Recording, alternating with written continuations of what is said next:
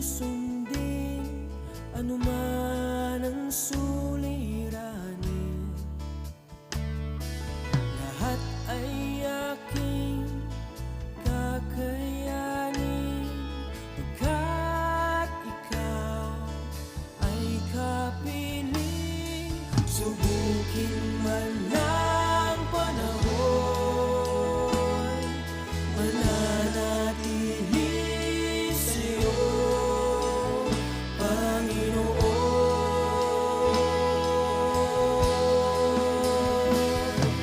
Walang alinlangang maglilingkod, walang pangambang sa'yo ay susunod. Hindi susuko at hindi ito, patuloy lamang sa iyo, Panginoon.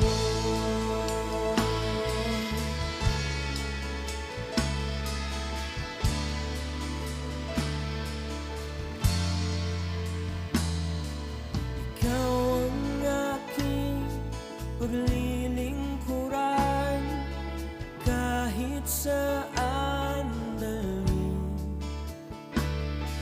Ikaw ay lagi kung susundin anuman ang suliranin. Lahat ay aking kakayanin, pagkat ikaw ay kapiling. Subukin man ng panahon, mananatili sa'yo, Panginoon.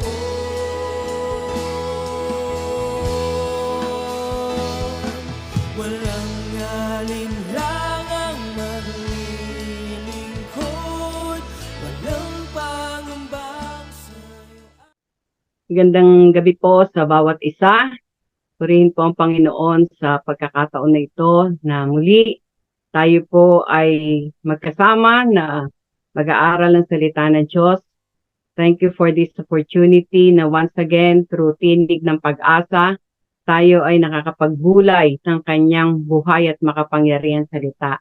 At sa pagkakataon na ito, alam natin na tayo ngay naroon na ang Marso ay Marso na kung saan, buwan na kung saan ang tema na nais ng ating Panginoon na talagang maranasan na hindi lang basta malaman natin ay ang tungkol sa pag-ibig, no?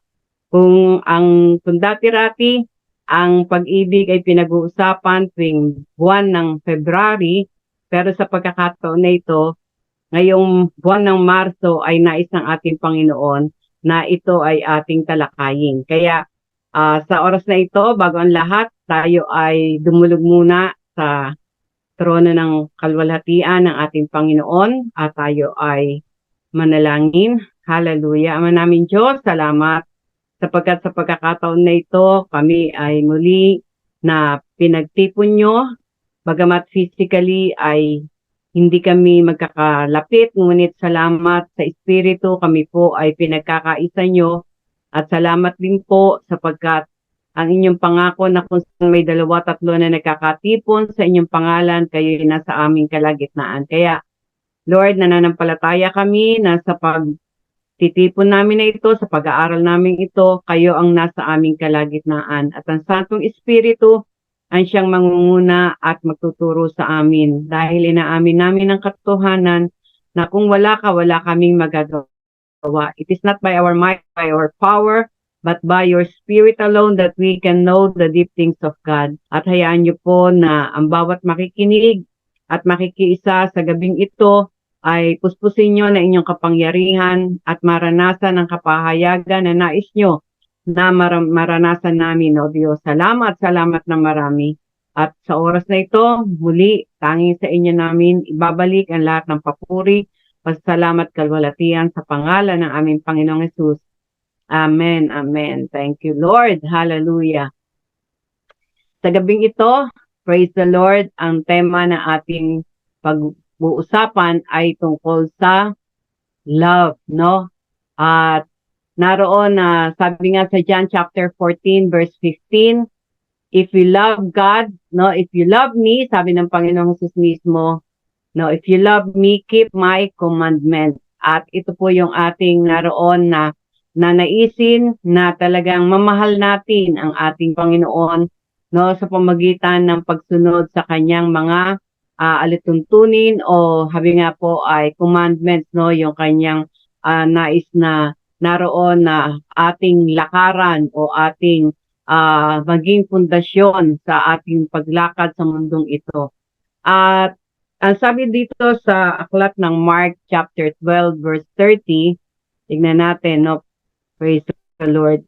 Yan, makikita natin dito, no, na ang sabi ng Panginoong Jesus, and thou shalt love the Lord thy God with all thy heart, with all thy soul, and with all thy mind, and with all thy strength. This is the first commandment, no? Yon, katulad ng sinabi nga sa John chapter 14:15, if you love me, keep my commandments. At ito nga daw po yung first commandment ng ating Panginoon, no? Na ibigin daw natin ang Panginoong Diyos ng buong puso, buong kaluluwa, buong pag-iisip, at buong lakas. At ang second is like, ang sabi sa 31, namely, thou shalt love thy neighbor as thyself. There is none other commandment greater than this. Yon. Dito sa pangalawa, no, sa 31, ang sabi dito na ibigin mo ang iyong kapwa na gaya ng iyong sarili, walang ibang utos na hihigit sa mga ito.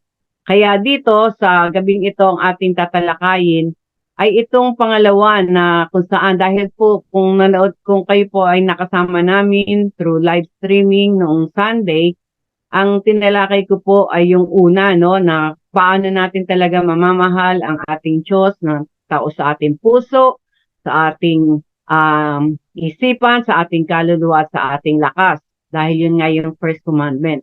At dito sa second commandment niya, no, na ang sabi nga ay ito yung greatest commandment, itong dalawang to, dahil lahat po ng utos, no, noong Old Testament, no, nung sa sabi nga sa Exodus na ang binigay kay Moses na 10 utos, no, ay ito'y 10 at naroon na sabi nga ay medyo marami ang nahirapan na ito ay sundin. Kaya dito po sa New Testament, sa ating Panginoong Jesus, sinamarize na lang, no? Para talagang naroon na ito'y magampanan natin, sinamarize yung 10 iyon sa 2 na lang.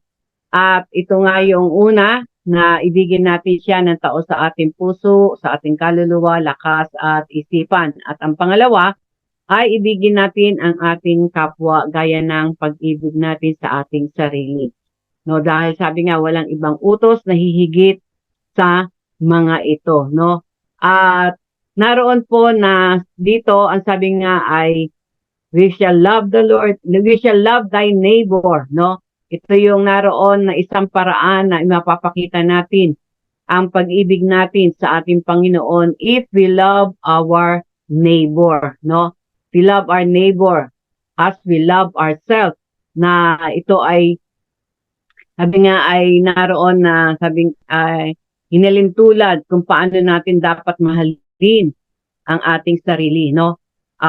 Nakakalungkot nga dahil nga hindi nararanasan ang pag-ibig nga po nung natalakay natin ng Sunday na hindi natin talaga magagawa yung mahalin natin ang Diyos, no, kung hindi natin mararanasan yung kanyang pag-ibig. Kaya ang pinakasusi talaga na magampanan natin itong inuutos ng Diyos, no, na sa tungkol sa pagmamahal sa kanya, maging sa ating kapwa, sa ating sarili, mangyayari lamang ito if we love, sabi nga if we receive, no, kung kapag natanggap natin yung pag-ibig ng Diyos na ang maglalagay sa ating puso ay walang iba kundi ang Santong Espiritu, no, sa pamagitan ng habi nga po ng pagtanggap natin sa Panginoong Hesus bilang Panginoong tagapagligtas, ang pananahan ng Santong Espiritu, no, sa ating mga buhay patuloy niyang ipaparanas sa atin ang pag-ibig ng Diyos. At kapag naranasan natin itong pag-ibig ng Diyos, no, na bagamat tayo hindi karapat-dapat mahalin, bagamat tayo hindi karapat-dapat na patawarin, no, iligtas, pero dahil sa pag-ibig na yon, na gayon na lamang ng Diyos, no, ito'y ginawa niya sa pamagitan ng pagbibigay niya ng kanyang bugtong na anak, na walang iba kundi ang ating Panginoong Jesus. Kaya, ang unang secret para talagang magawa natin, magampanan natin na magmahal sa Diyos at sa ating kapwa ay kapag naranasan natin ang pag-ibig ng ating Panginoon. No? At sa pagkakataon na ito, ang nais ko lang na naroon na mabigyan diin ay yung katulad ng itinanong, no? Yung itinanong nung lawyer na lumapit sa ating Panginoon. Sabi nga ay nagtanong siya, no? Nagtanong siya kung sino ba yung kanyang kapwa, no? Sino ba yung neighbor niya, no? Kaya makikita natin dito sa Luke chapter 10 naman na sabi nga ay sa pamagitan ng isang talinghaga about the Good Samaritan, ipinakita ng ating Panginoong Hesus kung sino ba talaga ang ating kapwa, no? Ang sabi dito, no? Babasahin natin. Yan. Ang sabi dito, and behold, a certain lawyer stood up and tempted him, saying, Master, what shall I do to inherit eternal life? Dito ang tinatanong niya kung paano naman siya magkakaroon ng buhay na walang hanggan. Ano? At ang sabi ng Panginoong Jesus, he said unto him, what is written in the law? How readest thou? Ano ba ang nakasulat sa kautusan at ano ang nababasa mo? And he answering saith, Thou shalt love the Lord thy God with all thy heart, with all thy soul, and with all thy strength, with all thy mind, and thy neighbor as thyself. No, yon alam nung lawyer na yon yung commandment ng ating Panginoon, no? Kung paano naroon na sabi nga ay anong dapat gawin. At sa pagsagot na to, sabi ng ating Panginoon sa kanya, and he saith unto him, Thou hast answered right. No, sabi ng Panginoon, tama ang sagot mo.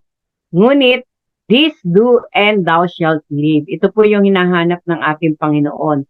Na, sabi nga, gawin daw ito at tayo ay mabubuhay. Kaya, sa pagkakataon na ito, para talagang mapakita natin ang pagmamahal natin sa ating Panginoon, nais ng Diyos na talagang isagawa natin. No? Isagawa natin yung kanyang kautusan. No?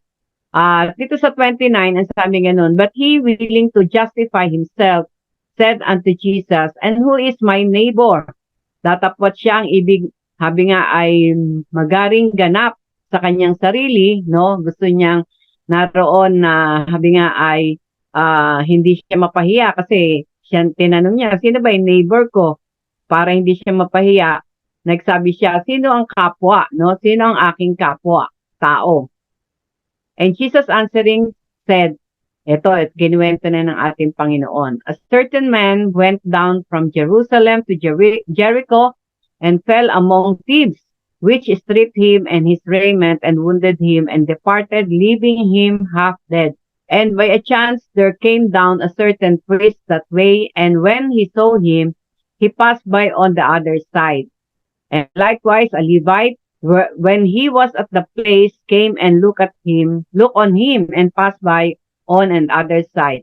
But a certain Samaritan, as he journeyed, came where he was, and when he saw him, he had compassion on him, and went to him and bound up his wounds, pouring in oil and wine, and set him on his own beast, and brought him to an inn, and took care of him.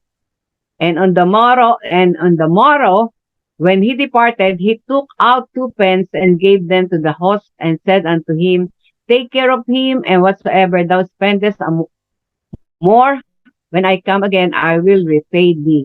Of this fell among the thieves. And he said, He that showeth mercy as unto him, go and do thou likewise. Amen. Now, makikita natin dito na ipinakita ng ating Panginoong Jesus ang karakter ng mga tao. Dito makikita natin 3 karakter ng tao ang makikita natin sa ating paligid, no? At dito sabi nga, malalaman natin sino ba yung tunay na nagmamahal sa kanyang kapwa.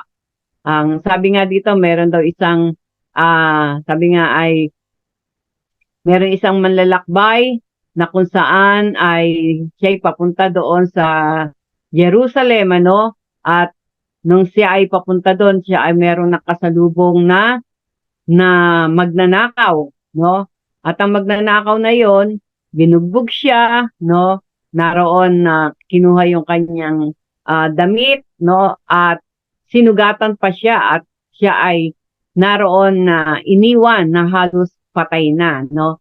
At dito makikita natin na ang karakter na yon ng mga magnanakaw na naroon na makikita din natin sa ating paligid, ito yung mga tao na kung saan ang kanilang prinsipyo ay what is yours is mine, no? Kung ano yun sa iyo, akin, no? Talagang ang mga taong ito ay gagawin ang lahat para ikaw ay nakawan, para ikaw ay lokohin, para ikaw ay naroon na ibagsak, no? At alam naman natin na ang karakter na yon ay nanggagaling sa kaaway. Katulad ng sinabi sa John chapter 10 verse 10, no? The thief cometh not but to kill, to steal, and to destroy, no? Kaya ang mga taong yon, una sa lahat, ito yung mga tao na hindi pa nakakakilala sa ating Panginoon. Dahil ang nagmamanipulate sa kanila ay ang kaaway na si Satanas na ang sabi nga ang layunin ay magwasak, pumatay at sumira. Ito yung karakter ng mga magnanakaw na to, na yung mga thieves na ito na humarang doon sa isang tao na papunta sa sabi nga galing Jerusalem papunta ng Jericho. At ang pangalawang klase naman ng tao na makikita natin ay yung katulad ng mga nung priest at saka nung Levite, no? Yung priest at saka yung Levite. Dito yung priest, ito ay sinisimbolo ng mga religious groups, no? Yung mga religious groups. At yung Levites naman, ito yung naroon na yes, mananampalataya pero hindi ganun kalalim, no? Hindi ganun ang sabi nga ang compassion na kanyang nararanasan. Kaya ano ang ginawa nung nila? Iniwasan nila yung ninakawan na yon, ano? Hindi nila pinansin, hindi nila tinulungan.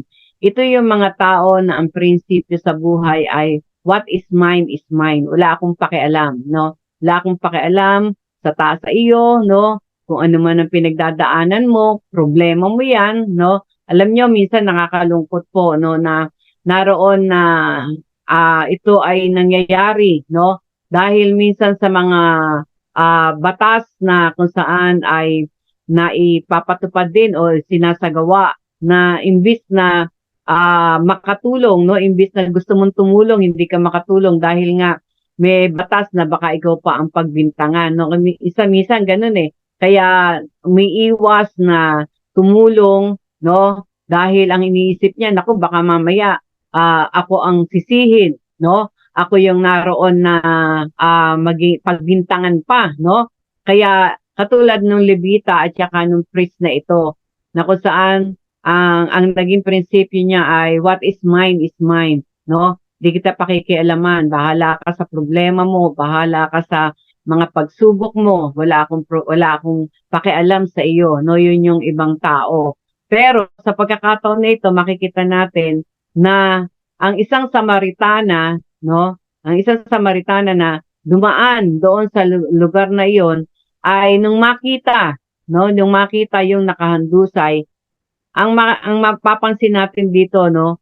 Ay naroon na, sabi nga ay, and when he saw him, he had compassion on him, no? He had compassion on him.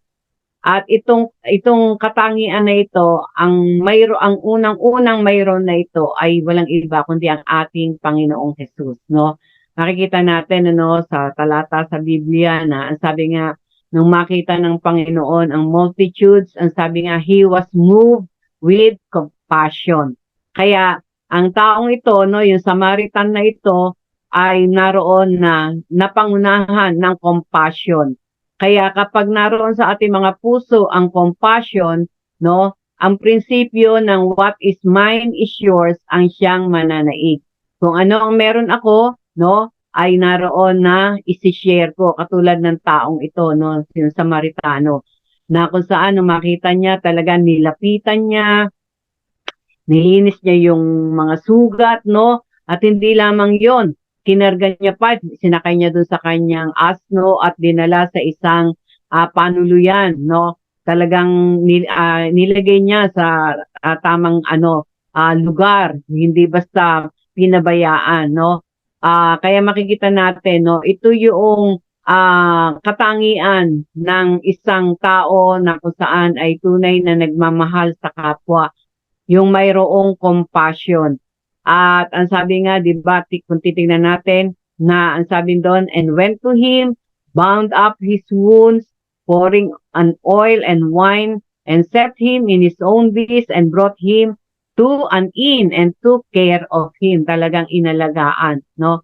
Inalagaan niya. Naroon na, sabi nga, ay talagang ginastusan niya. Hindi siya dahil doon sa compassion na yon na kanyang naramdaman o na nararanasan, ay talagang yung all out, yung pagtulong na ginawa niya. Ito yung katangian na nais ng ating Panginoon kung paano natin mamamahal ang ating neighbor o ang ating kapwa, no? Na kung saan yung pagtulong ay maging all out, no? Na sabi nga kung ano yung pangailangan. Kasi sabi nga ng ating Panginoon sa Luke chapter 4, verse 4, no? Sabi ganon na the Spirit of the Lord is upon me, for He has anointed me to preach the gospel to the poor, to set liberty, that is, yung naroon na nabibihag, no? Kaya makikita natin na kapag ang sabi nga yung compassion na nanggagaling sa ating Panginoon ang ating natanggap, mararanasan natin yon na makapag-share sa iba. No, yung sabi nga ay katulad halimbawa yung mga mangangaral, nagagawa nila na iwan ang kanilang mga mahal sa buhay, humayo at sabi nga maipalaganap ang salita ng Diyos. Meron namang mga mananampalataya na kung saan ay talagang nagbibigay sila ng tulong doon sa mga mahihirap, no? Ang mga bagay na ito ay nagagawa hindi dahil sa sariling kakayahan, kundi dahil sa compassion na nanggagaling sa ating Panginoon. Kaya itong characteristic na ito ng what is mine is yours, ito yung tao na kung saan ay nagaganap yung nais ng ating Panginoon na gawin natin bilang pagsunod sa kanyang utos. At ito isang paraan din para maipakita natin ang ating pagmamahal sa Diyos, no? Sa pamagitan ng pagmamahal natin sa ating kapwa, sa pagtulong natin, kung paano natin tinutulungan ang ating kapwa, ganoon din na natutulungan natin ang ating mga sarili. Dahil alam naman natin na ang sabi sa Bible, kung ano yung itinanim mo, aanihin mo. Kaya kapag ikaw ay nagtanim, no, tumulong sa iyong kapwa, no, aanihin natin yung pagtulong na yon. At ang napakasarap po nito, ang Diyos ang siyang tutulong sa atin, no, hindi lamang tao. Kundi tayo, tumulong tayo, sa tayo, ang Diyos ang tutulong sa atin, no. Kaya napakahalaga po na una sa lahat ay magkaroon tayo talaga ng tunay na compassion na nanggagaling sa ating Panginoon para ang pagmamahal sa ating kapwa ay ating maganap, ating maisakatuparan, no? Dahil apart from His compassion, no, marami ang tumutulong, no, ngunit makikita natin na ang pagtulong nila minsan ay for lamang, para publicity, lalo na pag mga politiko, no, 'di ba? Makikita natin na sa bawat galaw nila may mga picture, no, may mga banner pa, no? Pero yung mga tumutulong talaga ng mayroong compassion with all their heart, no? Ito yung tumutulong na kahit walang nakakabati, dahil ang sabi nga sa Bible kung wag mong hayaan na malaman ng kaliwang kamay mo ang ginagawa ng kanang kamay mo, no? Talagang secretly you are doing it for the Lord, no?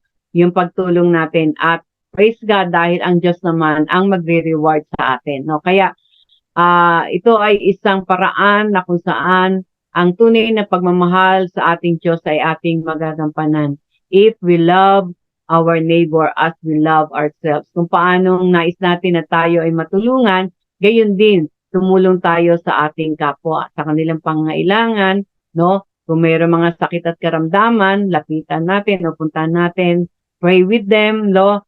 At sabi nga sa Bible ay naroon ang panalangin ng may pananampalataya, no? Ang kagalingan ay darating. Ang Diyos ang nagpapagaling.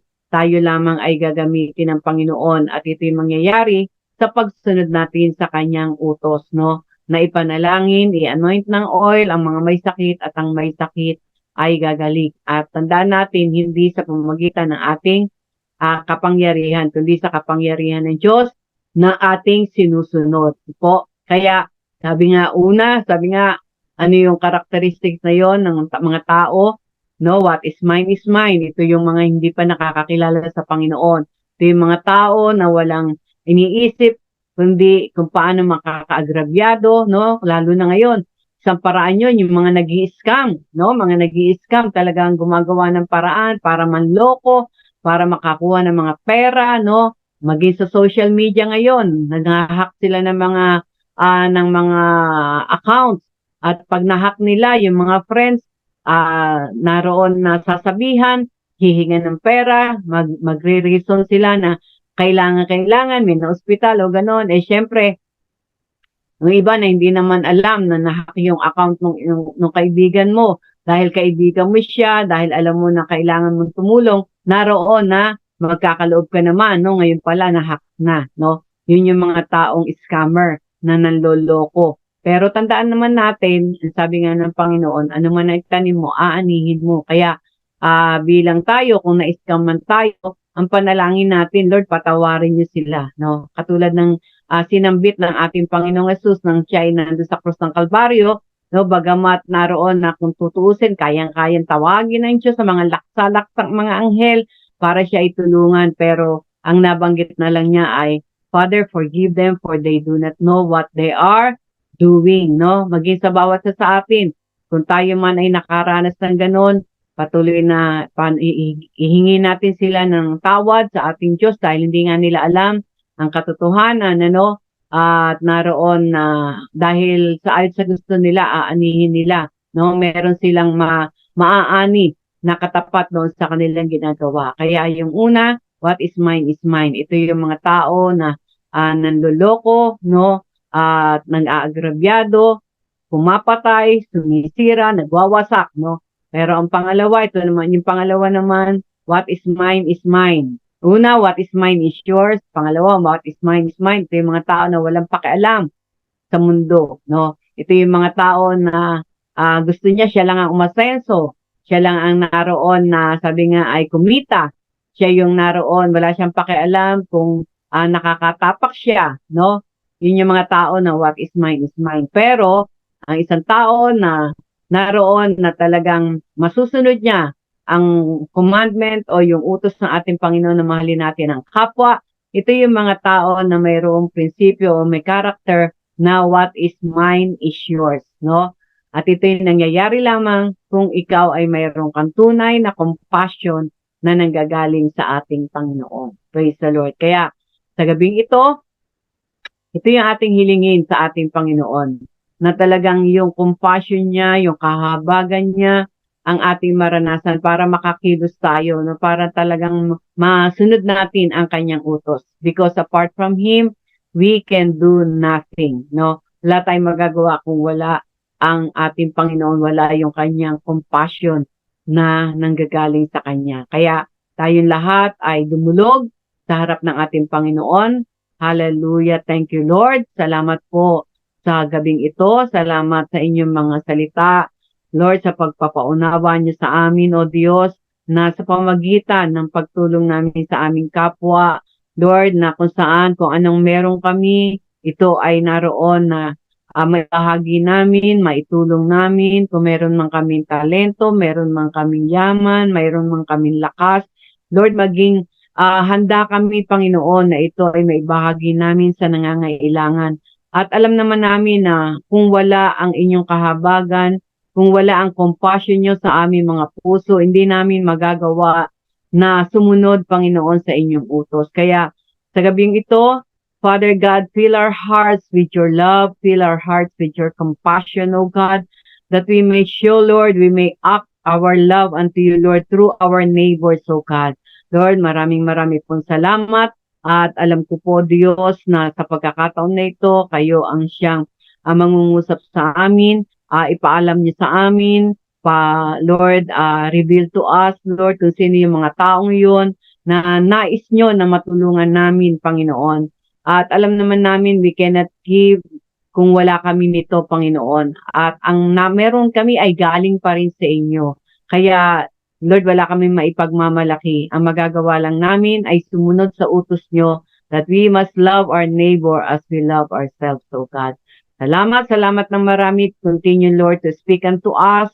Lord, maging sa aming pagtulog sa gabing ito, mangusap po kayo sa amin. Paunawan niyo pa po sa amin, Panginoon, ang malalim na kahulugan nito, Diyos, upang tunay nga na ito ay amin pong maisagawa sa tulong niyo lamang. Marami pong salamat. At sa oras pong ito, tangi sa inyo ang papuri, pasalamat, kalwalatian, sa pangalan ng aming Panginoong Hesus. Amen and Amen. Praise the Lord. Purihin po ang Diyos. At next Thursday uli, ay buksan nyo ang inyong, sabi nga ay sa Facebook, no? At tayo makiisa sa pag-aaral ng salita ng Diyos. Kaya, God bless us all. At alam natin na ang pag-ibig ng Diyos ang siyang mangunguna sa bawat isa. Kaya, praise God, God bless, and good night. Amen.